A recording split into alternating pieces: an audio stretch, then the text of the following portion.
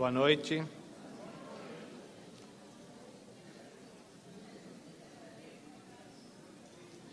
Vamos procurar já buscar os nossos lugares, os nossos assentos, para que nós possamos começar a entrar na sintonia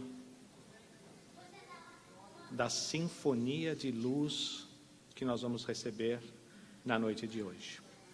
Vamos procurando nos acalmarmos, esquecermos das nossas dificuldades e problemas, nos conectarmos e nos ligarmos com o ambiente de luz que já se faz presente neste espaço. Vamos deixando todas as nossas dificuldades e problemas do lado de fora daquela porta, abrindo os nossos corações e as nossas mentes para os bálsamos que serão servidos a todos nós na noite de hoje. Boa noite a todos. Sejam todos muito bem-vindos e em nome do Centro Espírita Amor e Caridade e em nome da Federação Espírita da Flórida, nós gostaríamos de dar as boas-vindas a todos aqui presentes. Será uma noite de festa, onde nós vamos ter a oportunidade de celebrar o Evangelho de Jesus trazido até nós em toda a sua plenitude. Hoje temos a honra de recebê-lo para enriquecermos o nosso conhecimento com o tema A Igreja de Antioquia. Senhoras e senhores, Haroldo Dutra Dias.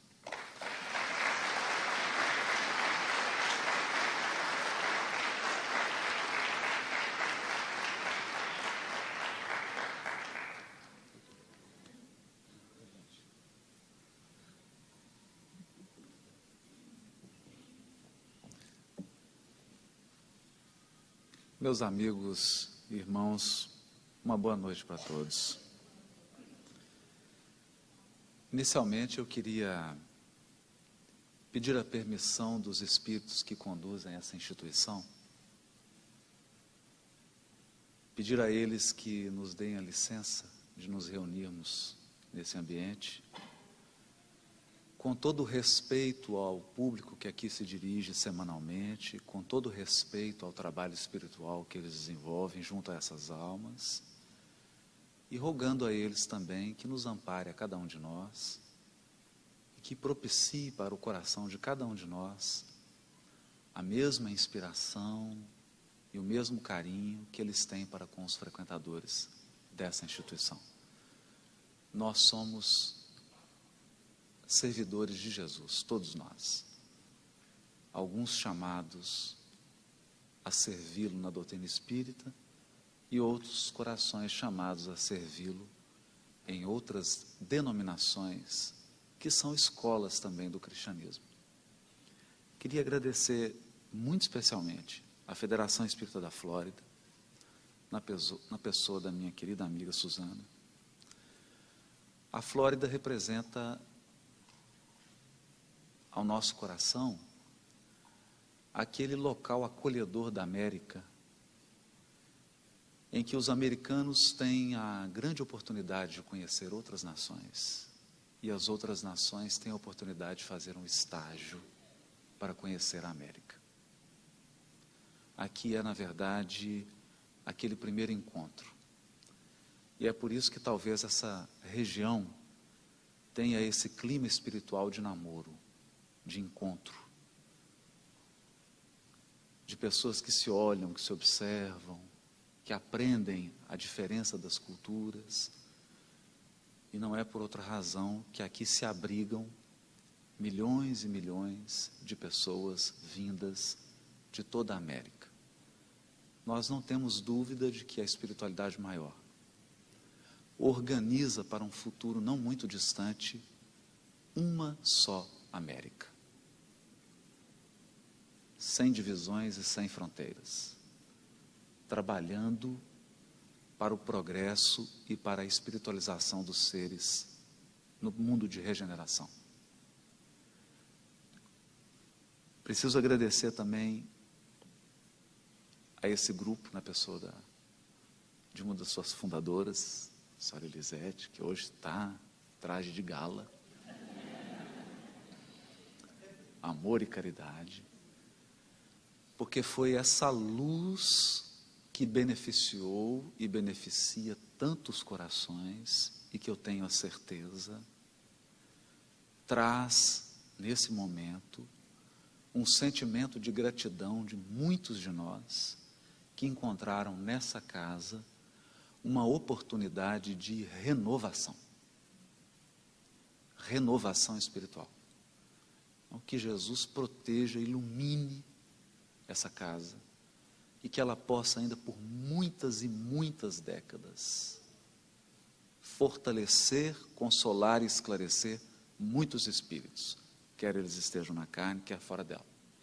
E não poderíamos deixar de mencionar os nossos amigos, irmãos queridos, Jussara e João, do Tri-State, que é outro ponto de luz nesse país, no coração de Manhattan, espalhando a luz da doutrina espírita para esse centro cosmopolita do planeta. Enfim, a doutrina espírita ganha cada dia mais fôlego nessa nação, cada dia mais cresce, se amplia, não apenas numericamente, mas principalmente do ponto de vista da qualidade espiritual da sua ação, que é uma ação lenta, mas transformadora, porque nós não podemos violentar consciências, e o trabalho do Cristo não é um trabalho de atrair, é um trabalho de converter, e a conversão é mais demorada. Esses agradecimentos todos, e homenagear também a Yara, nossa aniversariante, né? Que ela tenha muitas alegrias, muitos anos ainda de trabalho a Jesus e de felicidade na sua esfera de ação. Hoje nós vamos falar sobre a igreja de Antioquia, que está descrita no livro Paulo e Estevão, e que representou para o nosso Paulo de Tarso a primeira escola cristã a que ele teve acesso e a que ele pôde se dedicar. Mas nós gostaríamos de fazer a abordagem à igreja de Antioquia de uma perspectiva do espírito imortal, porque é dessa maneira que deveria ser buscada a casa espírita, não somente na qualidade de um local de reunião, de palestra, de assistência social, de passe, de intercâmbio mediúnico, de estudo, mas sobretudo de um local de renovação do nosso espírito imortal. A rigor, considerando a nossa trajetória evolutiva, nenhum de nós tem nação. A rigor, nenhum de nós fala esse ou aquele idioma. E rigorosamente considerando a cor da nossa pele, a nossa cultura, os nossos hábitos adquiridos na infância, representam breve estágio do atual momento em que vivemos. Muitos aqui, presentes nesse ambiente, vieram degredados da querida capela. Outros vieram de outras instâncias. E até o presente momento não conseguiram ainda fazer a trajetória do retorno. Não por circunstâncias externas. Acertaram em muitas encarnações, subiram vários degraus da iluminação, mas em outras desceram talvez com a mesma intensidade em que subiram. Porque o grande desafio do espírito é a sua comunhão com Deus. Porque uma vez estabelecida a comunhão com a inteligência suprema e com o amor supremo que dirige o universo, cada um de nós saberá a parte que lhe toca na obra divina, e cada um saberá interpretar dentro de si mesmo a vontade divina a seu respeito. A seu respeito. É, portanto, uma jornada individual, personalíssima e muitas vezes solitária. E para isso nós recebemos a bênção de diversas encarnações. diversos ambientes. Alguns nasceram no Brasil e cedo foram conduzidos para cá, porque precisavam desse choque cultural, precisavam dessa diversidade cultural, para ampliarem as suas percepções. Por uma razão muito simples: os sentimentos nobres não povoam a alma de uma vez só. É preciso que o curso do tempo vá esvaziando aos poucos as nossas imperfeições e os nossos vícios de sentimento e de desejo, para que os nobres sentimentos encontrem campo, encontrem morada no nosso coração. E esse é um trabalho lento, e ele é um trabalho de expansão, um trabalho que exige de nós abertura para o novo, abertura para a mudança, abertura para a renovação. Chico Xavier chegou a dizer: tudo que eu aprendi com a doutrina espírita é que nós precisamos nos renovar sempre, sempre. Quem abraça o clima da renovação permanente não sente as mudanças que a vida o convida a realizar em cada novo ciclo. Possivelmente hoje vivemos um ciclo de morar na América, e talvez daqui a alguns anos sejamos convidados a residir em outro local. Muitos de nós talvez estejam aqui encarnados e amanhã não mais, porque a vida é uma sucessão de estações, e cada uma delas tem um propósito. E é sobre isso que a gente gostaria de refletir essa noite. Para esse homem, Saulo de Tarso, depois de 3 anos realizando pouco por fora, mas muito por dentro, porque o trabalho que Deus espera de nós não é apenas um trabalho feito com mãos. Há muito o que edificar por dentro. E nem sempre quem muito edifica por fora chega ao mundo espiritual iluminado. Porque há um reino de Deus a ser construído. E acreditem, não é no Brasil, não é na América, não é na Terra. É no coração de cada um de nós. A obra primordial da evolução é um trabalho interior. O trabalho de construção de uma inteligência em comunhão com a divina inteligência. Porque há inteligências humanas e inteligências divinas. Com todo respeito ao serviço da inteligência humana e a todo o progresso e tecnologia que ela propicia, com ela também vêm as guerras, os partidarismos, os conflitos, os ódios, as dissensões. Mas somente a inteligência que aprendeu a se unir à divina inteligência é capaz de pensar gerando o bem. É capaz de raciocinar respeitando o próximo. É capaz de construir sistemas de compreensão sem ferir consciências. E ao lado da inteligência, há o desenvolvimento árduo de capacidades interiores, potenciais interiores, que nós chamamos de compaixão, fraternidade, amor, perdão, paciência, resignação, obediência.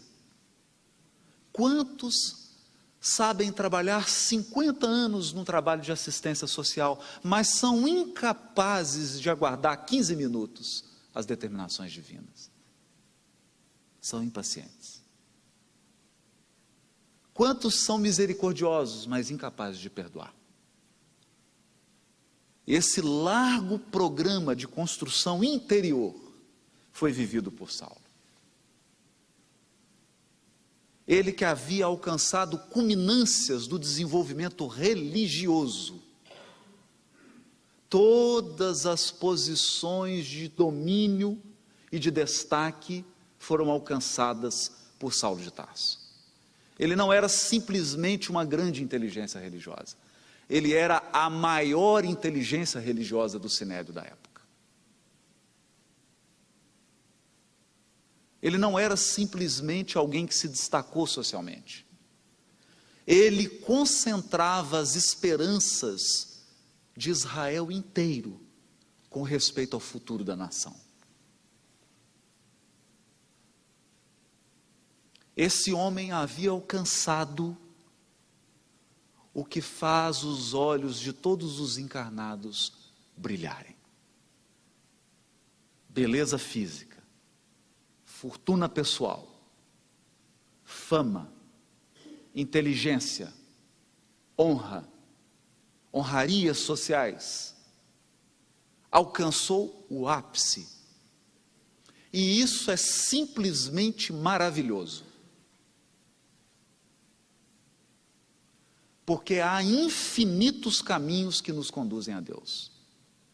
E em todos eles, nós somos integralmente amados. Não há nenhum caminho que nós tomemos, ainda que sejam caminhos de profunda comunhão com a maldade, em que o amor de Deus se altere. Porque o amor de Deus por nós é incondicional. Incondicional. O amor dos nossos genitores, pai e mãe, são um pálido reflexo do amor divino.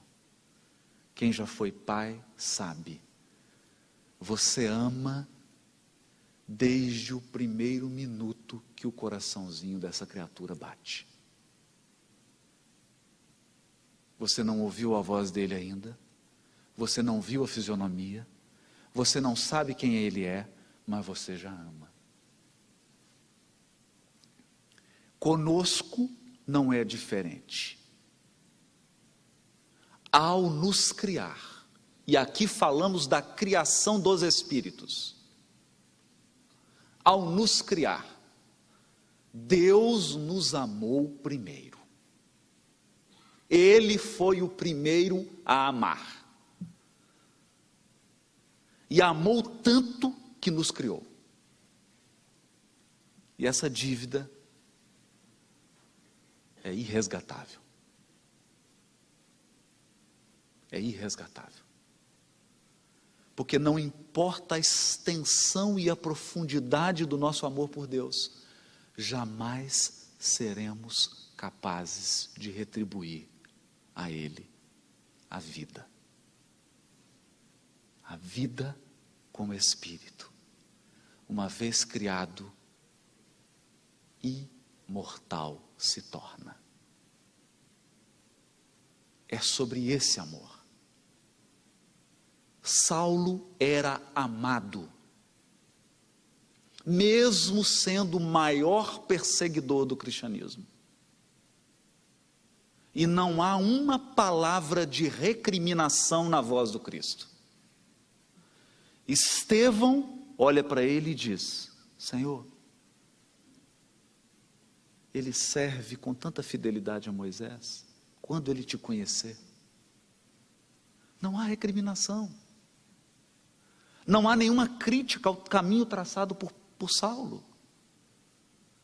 Porque a providência divina não espera de nenhum de nós que olhe para o seu passado espiritual como alguém que julga. Porque independente dos caminhos que cada um de nós trilhou, graças a Deus, já somos o que somos. Frase escrita por Paulo muitos anos depois. E quando nós nos mergulhamos, nos permitimos mergulhar nesse profundo amor que verte de Deus, nós olhamos para o nosso passado com misericórdia. olhamos para o nosso passado com respeito, com dignidade, porque em todos os nossos atos nós fomos integralmente amados. E porque ele foi e é integralmente amado, o Cristo apareceu-lhe às portas de Damasco, não para destruir, porque as paixões não serão destruídas, nos ensinam os livros dos Espíritos. Elas não serão destruídas, elas serão canalizadas, educadas, domadas, domesticadas, colocadas a serviço da nossa consciência. Porque as paixões são usinas atômicas que nós possuímos. Se colocadas a serviço da consciência, que é onde está a lei de Deus, elas produzem o clima necessário ao trabalho, à fortaleza, à resistência, à fidelidade e à fé. E foi assim com Saulo. Esse amor profundo conduz esse homem a 3 anos no oásis de Dan. 3 anos. O que talvez cria um clima de perplexidade nos espíritos afoitos. A primeira tarefa que o Cristo dá para Saulo não implica em nada que ele vá fazer fora. A primeira tarefa recebida, a primeira missão recebida é um largo programa de trabalho dentro. 3 anos. 3 anos de contato com o deserto. 3 anos de solidão e recolhimento. 3 anos de trabalho árduo ao embalo da fé, da crença, da esperança, transformam o doutor da lei num beduíno. Num homem sereno, tranquilo, que se preparava para uma nova fase. Quando ele regressa do oásis de Dan a Jerusalém, ele se sente preparado para enfrentar o passado, mas a sua perspectiva era equivocada. Porque ele acreditava que o passado deveria ser condenado. Ele acreditava que o passado e as pessoas que faziam parte desse passado precisavam ser agredidas. E então Simão Pedro tem uma conversa com o convertido de Damasco. Diz a ele que esse foi o erro de Judas. Paulo queria ir ao Sinédrio, fazer uma exposição de Jesus e do Evangelho, e atrair milhares de pessoas do judaísmo, imediatamente, ao toque da verdade que se transforma num bastão de agredir, da verdade que mais machuca que ilumina. E Simão Pedro lhe diz: você quer cometer o mesmo erro de Judas? Precipitar-se? Mas digamos, Paulo, que você seja mais bem-sucedido que Judas, e que você consiga atrair milhares e milhares de corações para você. Depois de atraí-los, o que você fará com eles?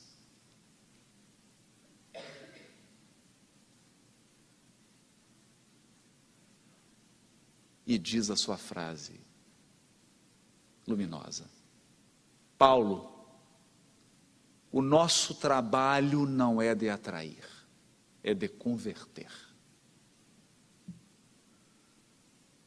por isso ele é mais lento. Porque nós não estamos conclamando pessoas para gravitarem em torno de nós. Nós estamos convidando corações para seguirem ao Cristo. Isso é diferente. É diferente. E ante aquela lógica que não tinha resposta, porque é a lógica do amor. É a lógica do amor que não violenta consciências. É a lógica do amor que respeita o piso evolutivo de cada espírito, que sabe que cada um tem o seu momento, e que esse momento é feito de decisão e de escolha, e que Deus aguarda pacientemente a nossa decisão e a nossa aquiescência. Paulo pergunta: então o que eu faço? O que eu farei? Volta para Tarso. Procura trabalhar como tecelão. Testemunha no ambiente da tua cidade natal a sua transformação. Porque como você vai convencer pessoas de algo, se nem a sua vida ainda se transformou naquilo que você prega? E ele então volta para Tarso. E durante 3 anos, o filho ilustre daquela cidade, e quem veio de cidade do interior, sobretudo do interior das Minas Gerais, sabe o que eu estou falando.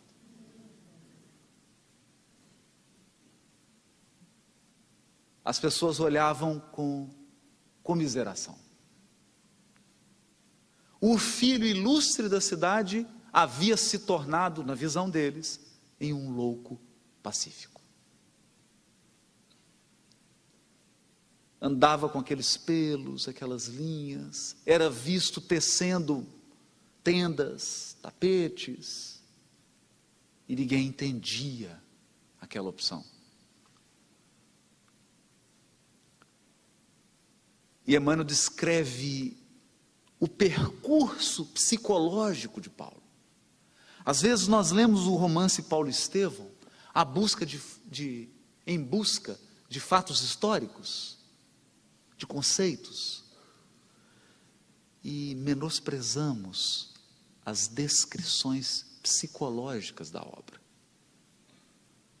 os retratos psicológicos das personagens. E quando nós nos voltamos para esse retrato psicológico, nós percebemos que Emmanuel está descrevendo os degraus evolutivos que essas almas vão galgando à medida que o tempo vai passando. E ele não faz isso gratuitamente. Porque esses degraus evolutivos são standards, são arquetípicos, são os mesmos degraus que cada um de nós terá que pisar.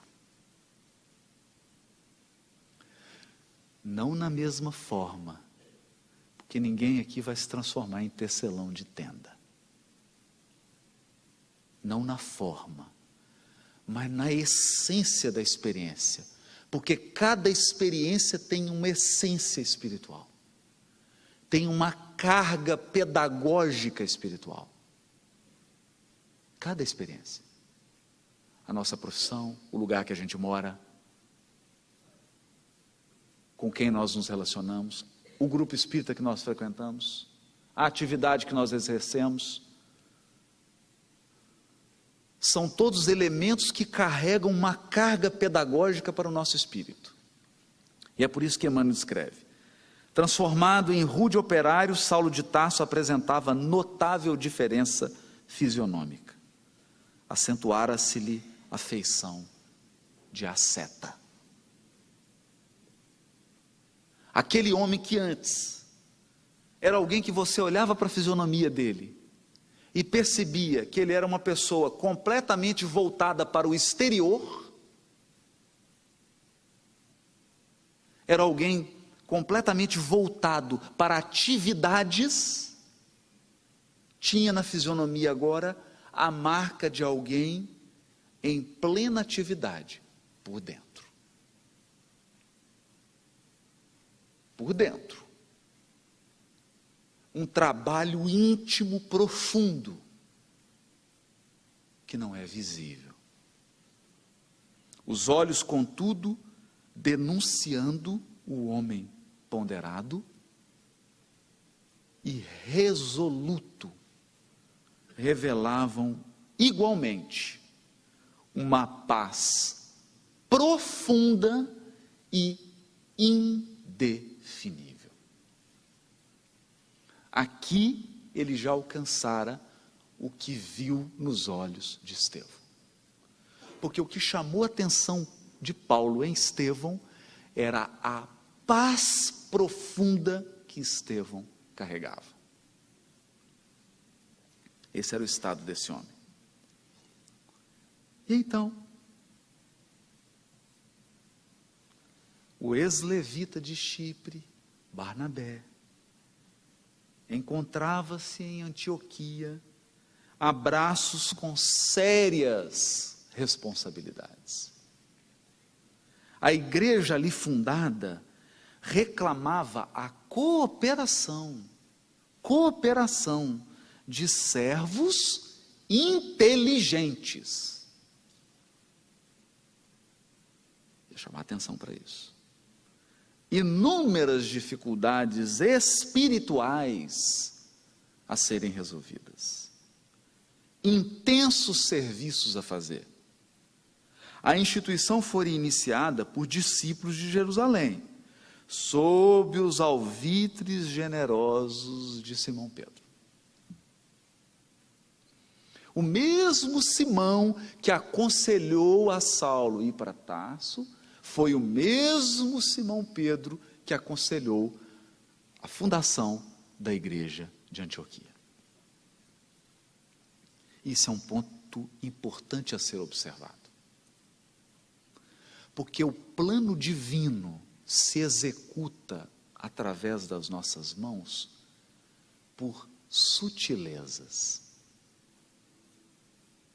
Sutilezas. Nós não tivemos nenhum tornado, nenhum furacão, nenhum tsunami, o céu não se abriu, o presidente dos Estados Unidos não se manifestou quando a dona Elisete, com alguns outros companheiros, fundaram o Amor e Caridade. Porque as coisas ocorrem de maneira sutil. Muito sutil. E nenhum de nós pode dizer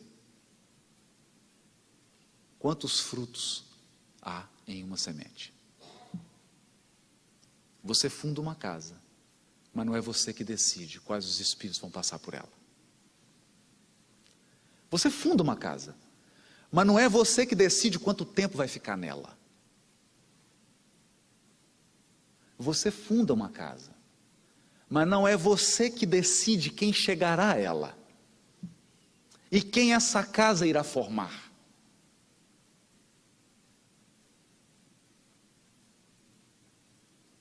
Não é assim que funciona. A igreja de Antioquia foi fundada sob os alvitres de Simão Pedro. Isso é importante. Nós não estamos destacando isso à toa. Eu me recordo que a primeira casa espírita que eu frequentei, éramos um grupo de jovens, na mocidade. E na época o grande divulgador do Evangelho à luz da doutrina espírita era o meu saudoso professor, amigo, Honório Abreu. E nós pedimos que ele fizesse uma palestra. Mas eram só 5 pessoas, 5 jovens. E ele então veio, sentou com a gente, abriu o Evangelho. E durante 1h30 fez uma oficina de Evangelho conosco. E no final, nós perguntamos para ele, por que o senhor aceitou o convite, né? 5 pessoas. Aí só veio aqui fazer o evangelho. Aí ele disse assim: eu não sei quem vai sair daqui. Eu não sei o que vai sair daqui.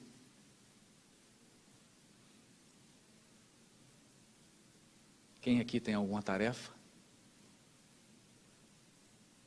E foi embora. Ajuda e passa. Porque quem governa é Deus. O ex-pescador de Cafarnaum ponderou que deveriam aproveitar o período de calma no capítulo das perseguições para que os laços do Cristo fossem dilatados. Os laços do Cristo. E é curiosa essa visão de Simão. Simão não enxerga a fundação de uma outra igreja ou de um outro grupo espírita como simplesmente a abertura de uma nova casa. Ele enxerga a abertura de um grupo como a ampliação de laços com Jesus. É diferente. Ampliação de laços. Porque cada coração que chega é uma alma que é agregada numa teia de relacionamentos. Teia essa que está ligada ao próprio governador espiritual do orbe.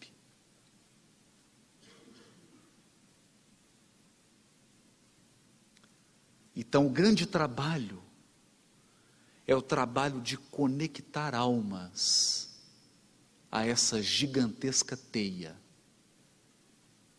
que nos reúne ao próprio Cristo, que é o administrador, ou se preferir uma linguagem mais moderna, o CEO de Deus na terra. É o executivo máximo do Criador no planeta.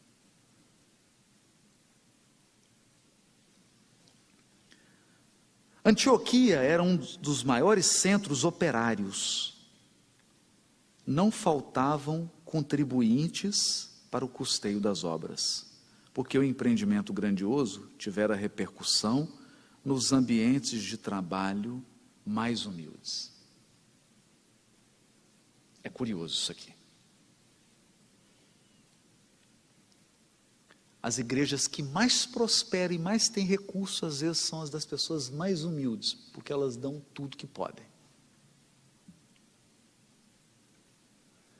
Então, a igreja de Antioquia foi construída com contribuição,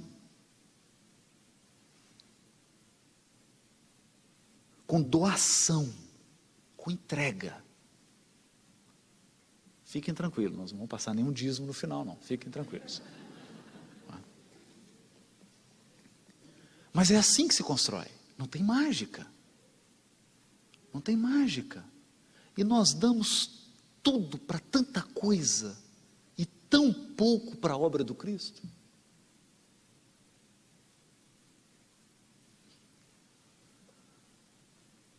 Nós subimos aqui e louvamos Jesus tanto com os lábios, mas na hora de contribuir para a obra dele, a gente faz com um pesar tão grande. Mas aqui os operários mais humildes contribuíam para a construção dessa igreja que nós vamos ver, a pujança dessa igreja. Entretanto, escasseavam os legítimos trabalhadores do pensamento. Então, a igreja de Antioquia tinha tudo. Tinha recurso, porque tinha muitos operários, pessoas simples, humildes, com poucos recursos, mas que doavam. Ela tinha um largo trabalho de assistência, veremos, a órfãos, viúvas, pessoas mais velhas, sofredores, mas escasseava o trabalho do pensamento. E era essa a preocupação de Simão Pedro. Imagine. É bom não subestimar esse homem. Simão Pedro não é um ingênuo. não é um pescador tolo e ignorante, como muitos imaginam. As necessidades mudam. Ninguém é velho para sempre.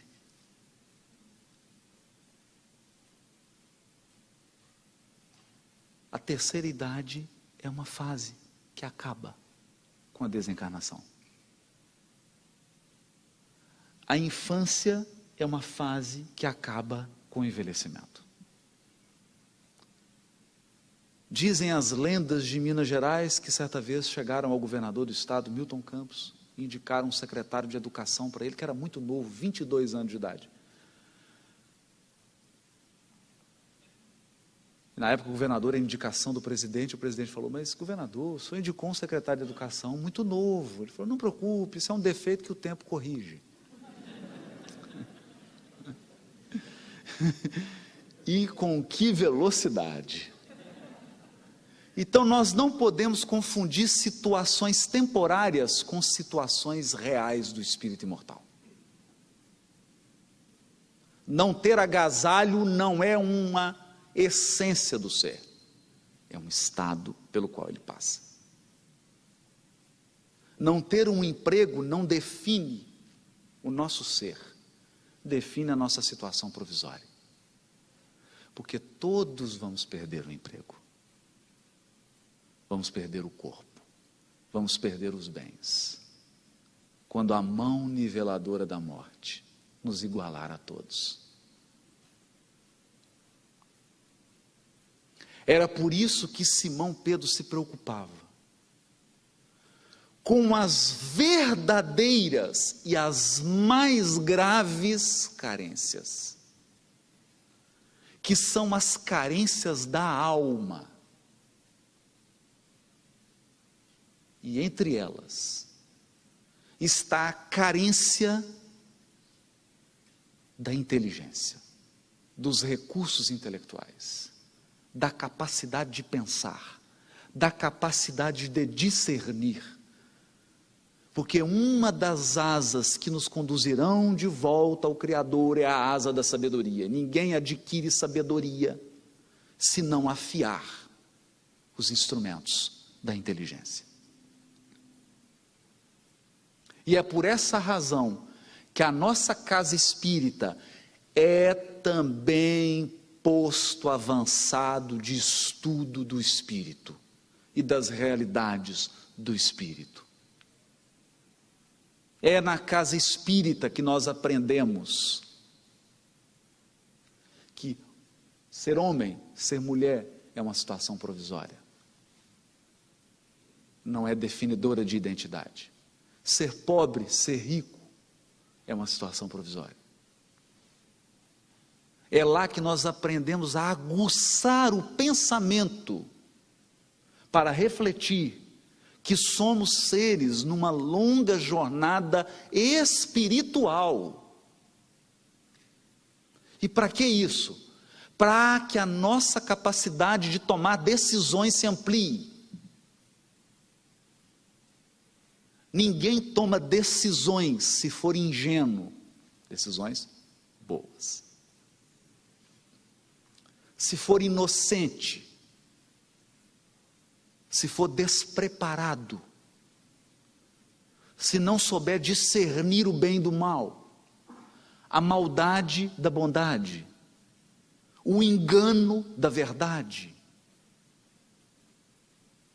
E é por isso que toda casa espírita é escola do espírito imortal. Escola do espírito, porque nós não estamos falando simplesmente de aprender equações aritméticas, nós estamos falando de aprender a tomar decisões que vão impactar às vezes em 3, 4 encarnações.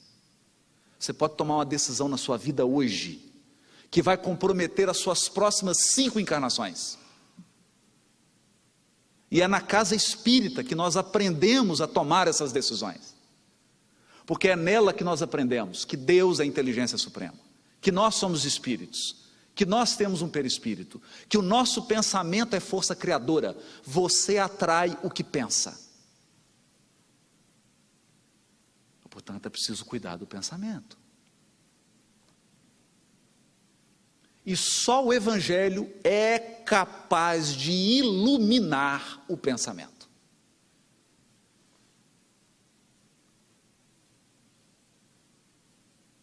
Iluminar o pensamento. E essa era a preocupação de Simão. E então, ainda aí, entrou a compreensão de Pedro. Compreensão de Pedro. Para que não faltasse ao tecelão de Tarso o ensejo devido. Observando as dificuldades, depois de indicar Barnabé para a direção do núcleo do caminho, aconselhou-o a procurar o convertido de Damasco, a fim de que a sua capacidade alcançasse um campo novo de exercício espiritual. Aqui daria para parar e ficar só aqui.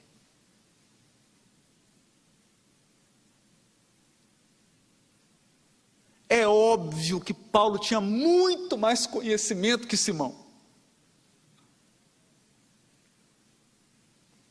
Naquela encarnação. É óbvio que Paulo tinha um preparo intelectual maior do que Simão. Mas Simão tinha mais compreensão. Porque compreensão é o seguinte: é você perceber que você é muito, mas não é tudo. Que você faz muito, mas não faz tudo. Compreensão é perceber que não há obra divina sem cooperação. E compreensão significa perceber o que me compete e o que compete ao outro, para que o quebra-cabeças se estabeleça.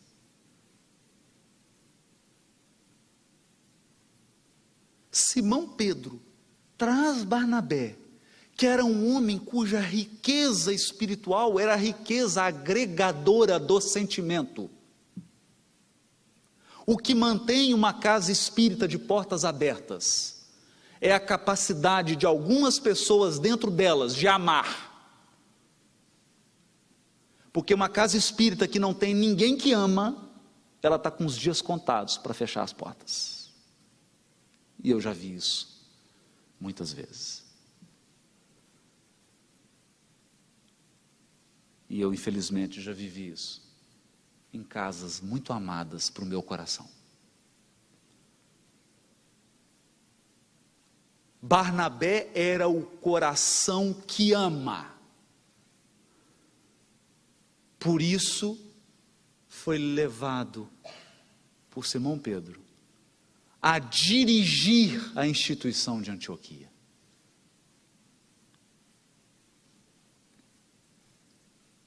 Para ser aquela força agregadora, para ser aquela força que faz com que todas as pessoas da casa se sintam amadas, respeitadas, do jeito que elas são, não do jeito que elas devem ser, do jeito que elas são, amadas e respeitadas integralmente. Esse era Barnabé. Mas a compreensão de Simão Pedro era tanta que ele percebeu que para aquela necessidade, para aquela carência de trabalho da inteligência, do estudo e do discernimento, o espírito indicado era Paulo de Tarso.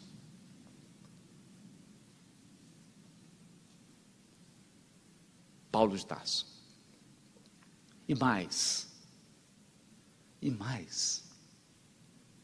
ele não só compreendeu que Paulo atenderia uma necessidade da igreja de Antioquia, ele também compreendeu que a igreja de Antioquia representava uma grande escola para Paulo. Qual?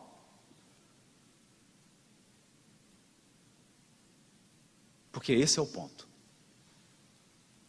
O amor e caridade precisa de tarefeiros. Mas a pergunta é, tarefeiro, o que você precisa no amor e caridade? Por que você exerce determinada função? Qual recurso você precisa aprimorar naquela tarefa que as circunstâncias... Porque todo mundo sabe, tudo é acaso. Tudo é coincidência. Tudo é coincidência. Então, por que a coincidência levou você para aquela tarefa? No caso, Simão Pedro percebia que a atividade de orientação do pensamento, do estudo, ele vai dizer que Paulo, a instituição reclamava irmãos dedicados que conhecessem profundamente a lei de Moisés e o evangelho do mestre, a fim de não ser prejudicada a tarefa da iluminação intelectual. Há duas tarefas numa casa espírita. E é bom que a gente tenha as duas. Uma diz respeito à nossa iluminação intelectual e a outra diz respeito à nossa iluminação do sentimento.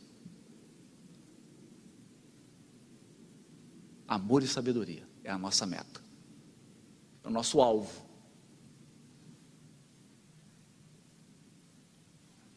Então, Simão percebeu, mas percebeu que no trabalho de ampliação e de estudo, Paulo encontraria um campo novo de exercício espiritual. Exercício espiritual, eu confesso, eu entendo workout. Eu entendo corrida, maratona, triatlo, né? Mas exercício espiritual, eu já não estou conseguindo ir nem na academia, quanto mais, mas uma academia espiritual. Você vai lá fazer esteira do espírito. Exercício espiritual. Que exercício espiritual? Que exercício espiritual?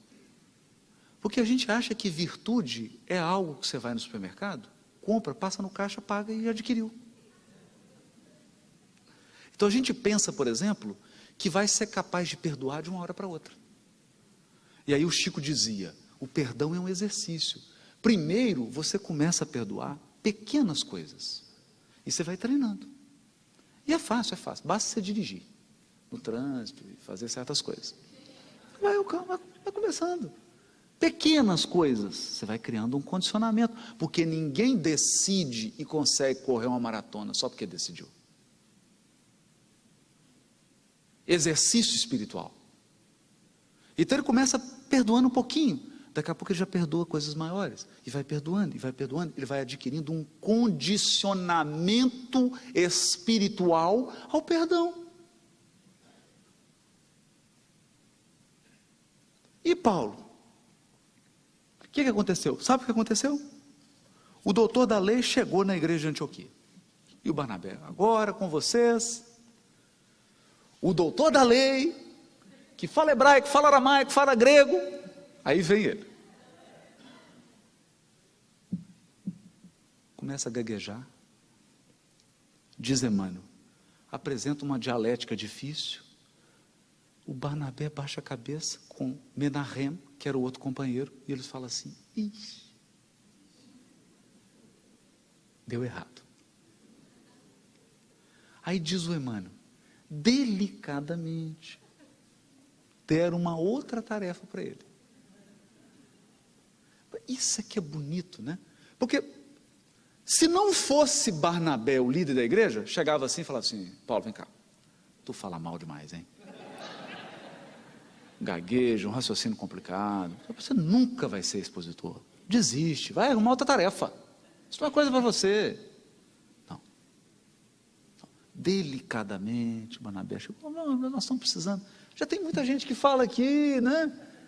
Estamos precisando de uma outra tarefa. E aí diz Emmanuel, e Paulo percebeu isso. Mas ele já havia aprendido a obedecer e a esperar. Esperar. Esperança é uma virtude ativa. Sabe por quê, gente? Esperar também é buscar. Você não busca aquilo que você não sabe o que é. A gente só busca aquilo que já identificou. E entre identificar e atingir, abre aspas, Emmanuel, o espírito de sequência da natureza. Espírito de sequência da natureza. Vamos você fala assim, eu quero reencarnar. Perfeito, vai reencarnar. Aí você reencarna? É assim? Não. 9 meses. Espírito de sequência. Entre o esperar e entre o buscar, divisar e o alcançar, há o tempo da espera. E a esperança é também busca. Paulo havia aprendido isso com Abigail. Ele soube esperar. E é o que ele fez. Ele entendeu que se abria um campo de exercício espiritual para ele. Sabe o que ele começou a fazer? Trabalhava durante o dia. Chegava, o primeiro a chegar na igreja de Antioquia. Era o primeiro a chegar para as palestras. Sentava lá no fundo. E aí chegava uma lavadeira, um pedreiro, um soldado, alguém. Ele sentava do lado. E aí, está entendendo aí? Essa palestra? Pô, mas não estou entendendo nada que ele está falando. E aí ele começava a explicar. É isso que Emmanuel descreve. Explicar para uma pessoa. Conclusão. Depois de um ano ele tinha a simpatia de todos. E o verbo dele começou a soltar. Porque diz Emmanuel, você quer ter dom de cura? Que é uma faculdade psíquica? Você quer ter dom de cura? Diz Emmanuel, começa por amar os doentes. Começa amando os doentes. Visita eles. Cuida deles. Depois de um largo tempo de exercício espiritual, você alcançará os dons espirituais da cura. Você quer ter o dom do estudo? Começa estudando. Então, nos primeiros 15 minutos você vai dormir. Na hora que você retomar que foi estudar de novo, você vai dormir de novo. E aí você vai começar a estudar em pé andando. Algumas vezes você vai cair dormindo. Com o tempo, sua capacidade vai se ampliando, porque tudo é um exercício. Ele foi exercitando. E o que aconteceu? Nesse exercício espiritual, a tenda de Paulo começou a ficar cheia. Estava lá ele fazendo os tapetes, mexendo, chegava alguém, ô Paulo, tudo bem, o que você está fazendo? Tecendo. Senta aí. Aí alguém perguntava, eu não entendo aquele negócio, Paulo, por que Moisés proibiu consultar os mortos? E aí ele explicava, na tenda, tecendo. Até que um dia, sabe quem entrou na tenda? Um jovem médico.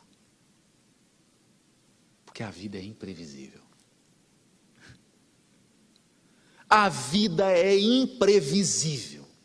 Você não sabe quem chega e quem vai. E eu não estou desviando do tema.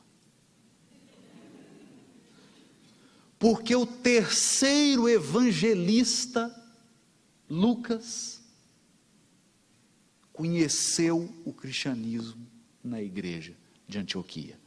Precisa mais alguma coisa? Eu já estava feliz. Se a igreja de Antioquia gerou um Lucas, eu já estou feliz. Ela já cumpriu a missão, não cumpriu? Tem mais ainda. Tem mais. Nós não podemos prever. Quando você trabalha com Jesus e abre um poço de luz, você não prevê o que vai acontecer. Não tente, não perca seu tempo. Chegou Lucas. E esse homem, autor do Evangelho de Lucas e de Atos dos Apóstolos, conheceu o convertido de Damasco dentro de uma tenda. Ele explicando, porque não conseguia fazer palestra.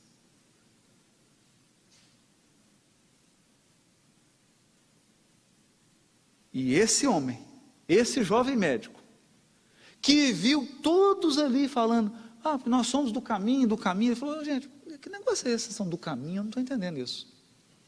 Ele falou, não, nós somos os homens do caminho. Mas do caminho, tem caminho para tudo quanto é lado, tem caminho da maldade, tem caminho da luxúria, tem caminho da corrupção, tem caminho para tudo. Vocês não seguem, não é o Messias, o Cristo? Messias em grego é Cristo, Christos, né? Vocês não seguem, não é o Messias, o Cristo? Por que vocês não chamam vocês mesmos de cristãos? E o nosso nome nasceu na igreja de Antioquia, pela boca inspirada de um médico jovem chamado Lucas, que conheceu o cristianismo na tenda do tecelão, Paulo de Tarso. E aí? E tem gente esperando mágica. Mais?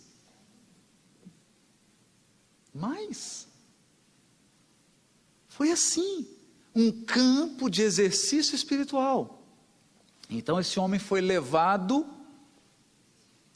a falar. Porque aí a palavra soltou. A palavra soltou por quê? Porque ele parou de falar como uma vitrola daquela de rotação 78, 64, sei lá.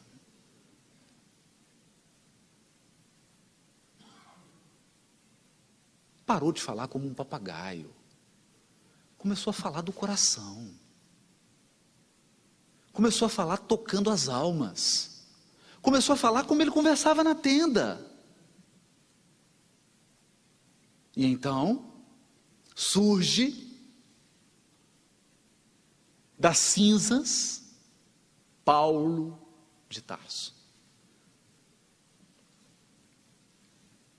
Mas tem mais coisas ainda.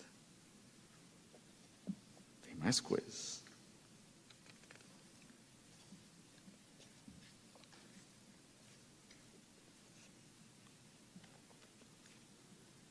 Emmanuel descreve. A instituição de Antioquia era então muito mais sedutora, eu adoro essas expressões do Emmanuel, que a própria igreja de Jerusalém. Sedutora. Porque uma casa espírita tem que ser sedutora.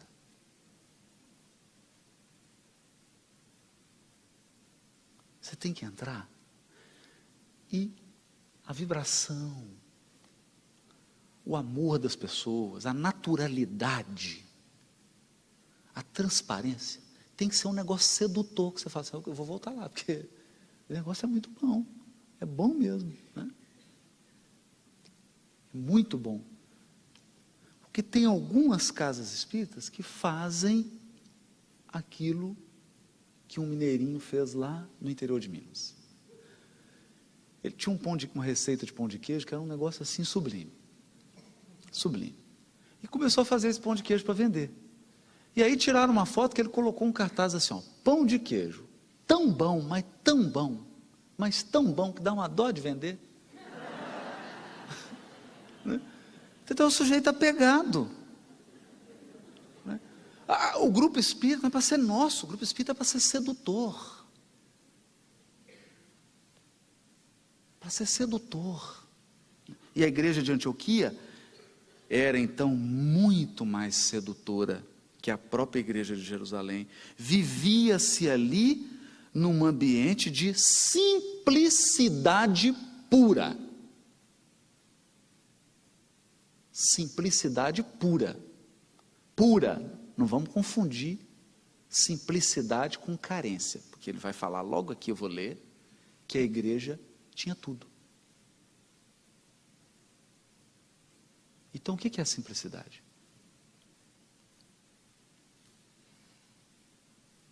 Não é carência. E também não é excesso. Não é? Eu gosto muito de uma frase de Leonardo da Vinci.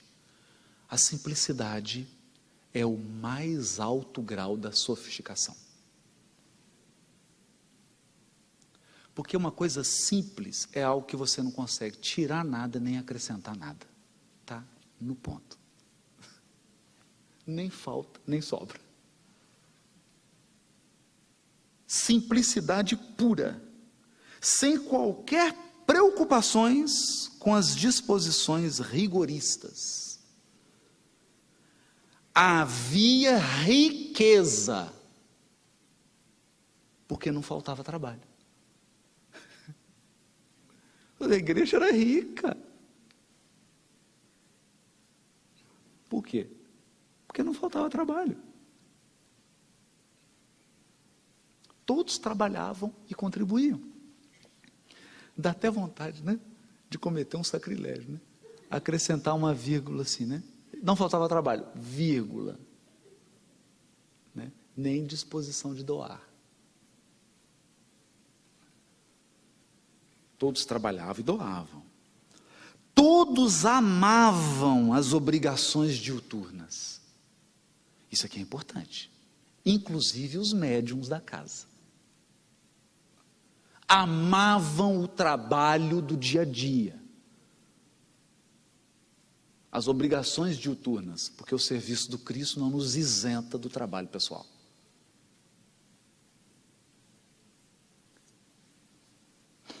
Aguardando o repouso da noite nas reuniões da igreja. Qual uma bênção de Deus. Os israelitas, distantes do foco das exigências farisaicas, cooperavam com os gentios, sentindo-se todos unidos por soberanos laços fraternais. Não tinha divisão. Não tinha exigência. Ninguém exigia do outro nada. Que ele fosse dessa maneira, que ele se comportasse assim. Não tinha isso. Raríssimos os que falavam na circuncisão e que, por constituírem fraca minoria, eram contidos pelo convite amoroso à fraternidade e à união. Olha que bonito. Convite amoroso à fraternidade e à união. Fala, não, meu amigo, vem para cá, vamos unir, vamos confraternizar. As assembleias eram dominadas por ascendentes profundos de amor espiritual. Olha as características aqui. Reinava um amor espiritual nas reuniões.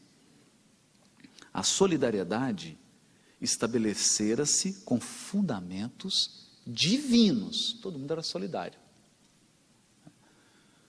Hoje nós temos uma coisa curiosa. Eu vou contar um fato verdadeiro, evidentemente, sem mencionar nomes. Uma casa espírita muito querida minha, em Belo Horizonte, tem uma atividade num bairro muito carente, levam cestas, agasalhos, alimentos, para esse bairro carente. E era um grupo de 45 pessoas. Né? 10 anos de trabalho.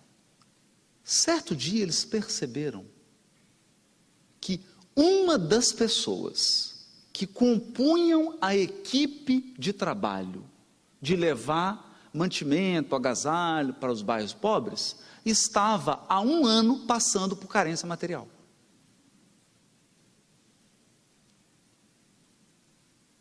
Agora, olha que interessante. Qual que é o conselho de Jesus? Amai o teu distante como a ti mesmo, é isso? Então, é amai o teu próximo como a ti mesmo. Por que é o próximo? Porque Deus sabe que o nosso raio de ação é limitado. Ele não está pedindo para você amar o universo infinito. Ele não está pedindo para você amar o planeta inteiro, porque nós não damos conta ainda. Está pedindo para a gente amar o nosso próximo. Mas imaginem, o grau de solidariedade, o grau de intimidade dessas pessoas, que há 10 anos distribuíam cestas, mantimentos, era tão grande que eles não sabiam que alguém do grupo estava passando necessidade. Entende? Quer dizer, tem alguma coisa errada. A solidariedade estabelecera-se com fundamentos divinos. As dores e os júbilos de um pertenciam a todos. Olha isso que está escrito aqui. Na igreja de Antioquia, um estava sofrendo, todo mundo compartilhava, solidarizava-se. Um estava alegre, porque também não adianta só solidariedade na tristeza. Não é? Porque aí é solidariedade mórbida. A pessoa só é solidária quando você está passando por uma expiação, desencarnou alguém, você está doente, aí a pessoa, não, vim aqui.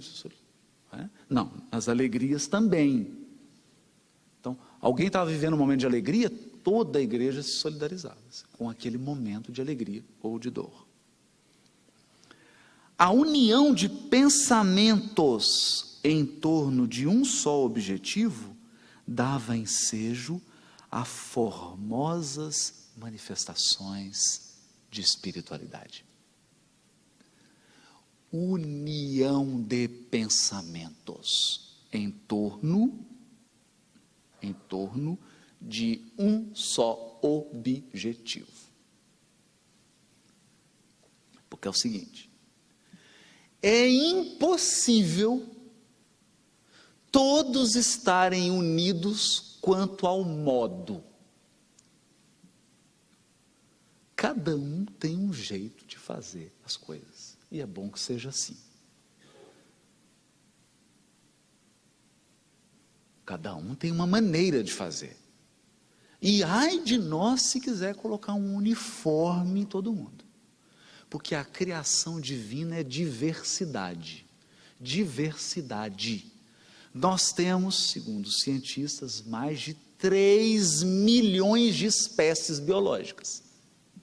Mais de 3 milhões. Então Deus adora a diversidade. O que nós não podemos perder é o objetivo. A maneira pode variar. Os fins, nunca. Em Antioquia havia uma comunhão quanto aos objetivos. Isso é importante, gente. Porque é a coisa mais fácil de acontecer. É a gente focalizar tanto no modo que a gente perde de vista os objetivos. E aí acontece algo que o Divaldo falou certa vez pessoalmente comigo e falou também numa palestra. Tem muita gente indo para o inferno pelo caminho do céu. É um trocadilho que ele usa. Por quê? Você está no caminho certo, mas você perdeu de vista o objetivo, focou no modo, daqui a pouco você está indo para o inferno. Porque você começa a fazer coisas que não condizem com os máximos e supremos objetivos.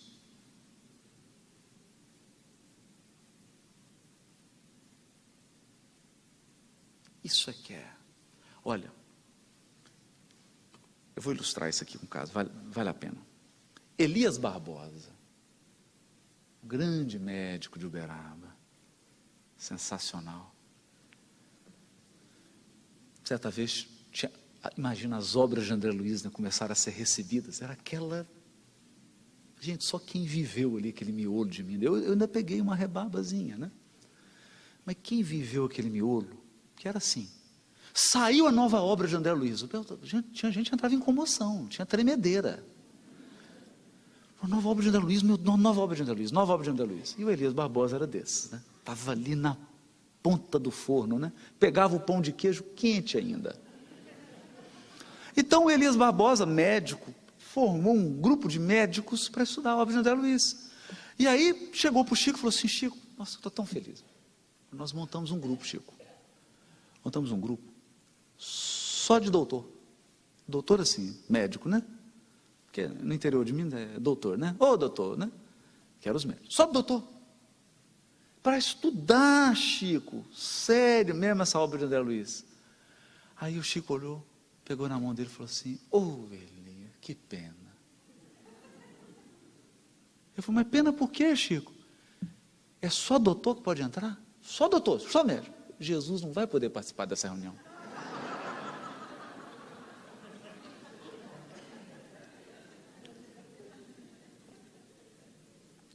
Então, quer dizer, uma coisa simples, né?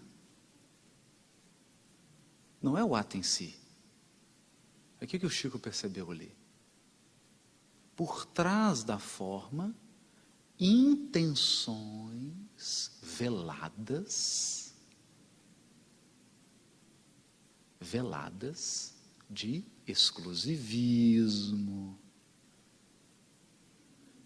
de espírito de seita, espírito de exclusivismo, só a gente, círculo iniciático, porque essa é a nossa experiência. Isso é o que nós vivemos ao longo dos milênios aí.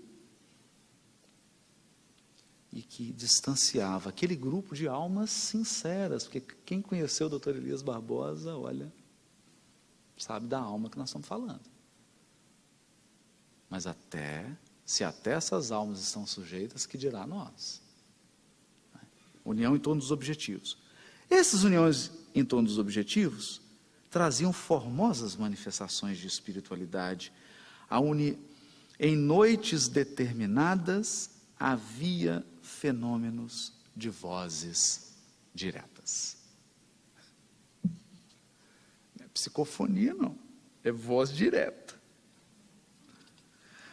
A instituição de Antioquia foi um dos raros centros apostólicos onde semelhantes manifestações chegaram a atingir culminância indefinível. Agora, nós estamos falando. Quem está escrevendo isso aqui é Emmanuel pela mão de Chico.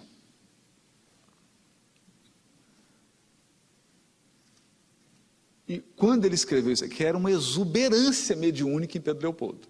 E ele está dizendo que esse fenômeno de Antioquia aqui era indefinível. Então vocês imaginam o que acontecia lá. A voz direta. Materializava lá o aparelho fonador, o espírito falava. Agora vocês vão ver os espíritos que falavam. Que nem nome tem. Porque se tem nome é da terra. Entende? A gente fica vaidoso, eu estou recebendo o espírito tal, né? É mesmo? Tem nome? Da terra, né? A fraternidade reinante justificava essa concessão do céu. Concessão do céu. Fraternidade reinante. Nos dias de repouso, a pequena comunidade organizava estudos evangélicos no campo. Isso aqui eu não consegui fazer ainda. Só vai fazer piquenique para estudar evangelho. No campo. Ia todo mundo, estudava evangelho. Mas aí tem que ter voz direta mesmo. Não é? Para a gente ver que não é gratuito. A interpretação dos ensinos de Jesus era levada a efeito em algum recanto ameno e solitário da natureza, quase sempre às margens do Orontes. Eles iam lá para a beira do rio, no meio da natureza, faziam um estudo do Evangelho. Que é a mesma coisa que Veneranda fazia lá em nosso lar. Pegava as crianças, ia para os bosques, dá aula de evangelização. E tem coisas que nós precisamos aprender. Que não é espaço físico, não é manejar recurso material, é manejar recurso espiritual. Recurso espiritual. Saulo encontrara em tudo isso um mundo diferente. Porque o mundo onde reina o amor é um mundo diferente mesmo. É diferente. A permanência em Antioquia era interpretada como um auxílio de Deus. A confiança recíproca, os amigos dedicados, a boa compreensão, constituem alimento sagrado da alma. Aqui é a confissão do Emmanuel, eu vou ler de novo. De vez em quando Emmanuel para a narrativa e a gente quase consegue sentir o suspiro dele.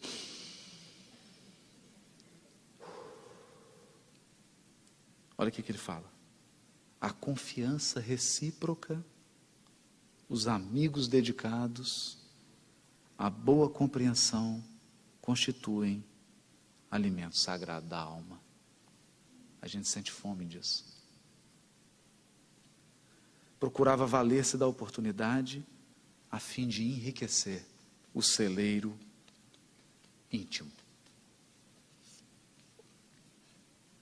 E foi numa dessas reuniões em que houve um fenômeno de voz direta e manifestaram-se na igreja de Antioquia, segundo Emmanuel, as entidades angélicas que auxiliam Jesus no primeiro escalão da governadoria do planeta.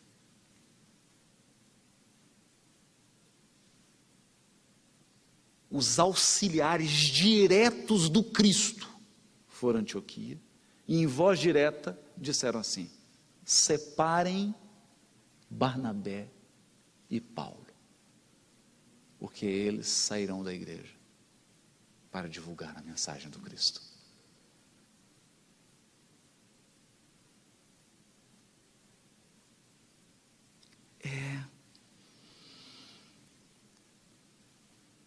Não é humano. Não é humano. E cada vez mais a gente chega à conclusão. E se de fato a gente quer fazer um trabalho espírita, na casa espírita, que seja de fato uma luz, não pode ser só nosso. Não pode ser humano. Tem que ter uma cota da participação divina. E isso só se dá quando há entrega. E entrega significa abrir mão do controle. Porque muitos de nós dizem assim: eu quero que a espiritualidade me guie. Ela fala assim: mas você não larga a mão do volante. Você quer que guie, mas você não perde o controle de nada. Então, se a gente tem uma ânsia de querer controlar tudo, não tem espaço para a espiritualidade. Por isso a nossa postura deve ser a dos servidores que auxiliam e passam. presta a sua contribuição, serve e passa. Sem controle, sem apego, para que o Cristo haja, atue.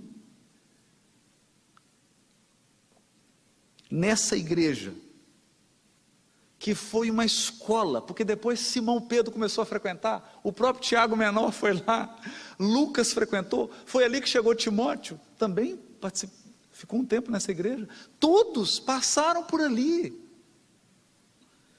Mas o mais difícil não é alcançar a conexão espiritual. Dizia o Chico, você quer entrar em contato com a espiritualidade superior? Não é tão difícil assim. Basta pensar 1/8 acima.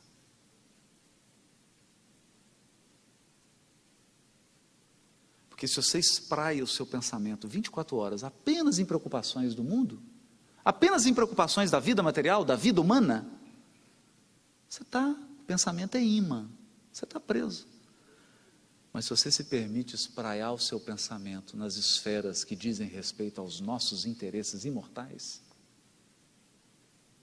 não precisa ser 24 horas por dia, alguns minutos por dia. Se o nosso pensamento se eleva em direção aos sagrados objetivos da nossa evolução, a gente vibra 1/8 acima. Então entrar em contato não é tão difícil, o difícil é manter o contato. Barnabé sai com Paulo e fazem a viagem, ficam 3 anos fora. E quando eles voltam, o que eles encontram? Encontram o ambiente natural de grande parte dos grupos espíritas. Chega lá, aquela fraternidade havia acabado, disputas de opinião, conflitos internos, falta de fraternidade, falta de respeito à essência do ser humano, falta de amor e de respeito pela consciência do outro, pela vida do outro, pela experiência do outro, pela escolha do outro. E a igreja de Antioquia se transformou num ambiente humano. A parcela divina e espiritual não conseguia mais o piso. É curioso isso, porque eram as mesmas pessoas, então ninguém perdeu inteligência. Podia falar assim, os mais inteligentes foram embora. Não, estavam lá. Os mais amorosos foram embora. Não, estavam lá. Estavam as mesmas pessoas. O que se perdeu foi postura íntima. O que a igreja de Antioquia perdeu foi posicionamento espiritual. Posicionamento perante Deus e perante o próximo. E aí acabaram-se os fenômenos de vozes direta para sempre. Até que soou o relógio espiritual e acabou-se a igreja de Antioquia. Porque todas vão se acabar. Todos os tempos religiosos, a própria terra um dia chegará à sua velhice e ao seu fim. O nosso próprio sistema solar soará um dia no relógio cósmico da evolução, um momento em que o sistema solar terá de ser renovado, como todos os sistemas da imensidão cósmica. Porque tudo isso representa cenário, palco, para a evolução das almas. Hoje, nós temos os grupos espíritas da Flórida. O grupo Amor e Caridade. Como essa escola, que pode ser, ela pode ser o que nós permitirmos que a espiritualidade superior realize nela. Se tivermos esse espírito verdadeiro da cooperação, da solidariedade, da fraternidade, o espírito do Cristo. Se isso acontecer, o imprevisível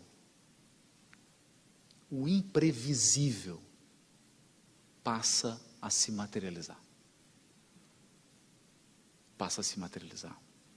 E eu gostaria de encerrar as nossas reflexões e essa festa espiritual de hoje, em que todos nós, principalmente eu, recebemos essa oportunidade de centramento, de reflexão sobre a nossa vida, sobre a nossa conduta, sobre a bênção de fazer parte de um grupo espírita, sobre a bênção de poder aprender num grupo espírita. Eu aproveito para dizer que um dos poderes da governança espiritual de Jesus, porque não vamos imaginar que Jesus governa com uma caneta. Caneta uso eu. Caneta usa os humanos, com suas decisões imperfeitas, com as suas sentenças às vezes equivocadas. O governador espiritual do orbe tem um instrumento divino na mão, e esse instrumento se chama quem encarna. Quem encarna? E eu não sei. E seria uma loucura qualquer um subir aqui agora e dizer quem reencarnará na Flórida nos próximos 20 anos. Nenhum de nós sabe. E infelizmente, mesmo depois que a pessoa nasce, cumpre toda a sua tarefa, alguns continuam não sabendo. Nos próximos 20 anos, podem encarnar na Flórida, no Tri-State, nesse país inteiro, espíritos que nós não temos ideia. E eles podem entrar despretensiosamente pelas portas do amor e caridade, como de qualquer outro grupo espírita desse país. Ou às vezes ele pode vir de terras longínquas, pelos caminhos intricados, para desempenhar grandes tarefas nessa nação. Nós não sabemos. O governador espiritual sabe. Ele sabe. E eu digo isso não para terminar num tom místico, mas para terminar num tom de reverência. De reverência. Porque a terra possui um governo espiritual, assim como o cosmos possui um governo divino, que é Deus. E é bom que a gente não se esqueça. Portanto, sempre, falar sobre uma igreja, falar sobre um grupo espírita, será falar sobre qual a qualidade da tua conexão com Deus. Qual é a experiência de Deus que você está fazendo nesse momento? Qual o teu grau de intimidade com o amor divino? É sobre isso que nós estamos falando quando examinamos a nossa evolução espiritual. No mais, são escolas, são bancos. Nos bancos de Antioquia estiveram Lucas, Paulo, Barnabé, Simão, Menahem e outros. Nos bancos espíritas da Flórida, hoje, estamos todos nós. O resultado, todos já sabem. Um coração tocado pelo Cristo nunca mais será o mesmo. Muito obrigado. Que a paz de Jesus esteja conosco.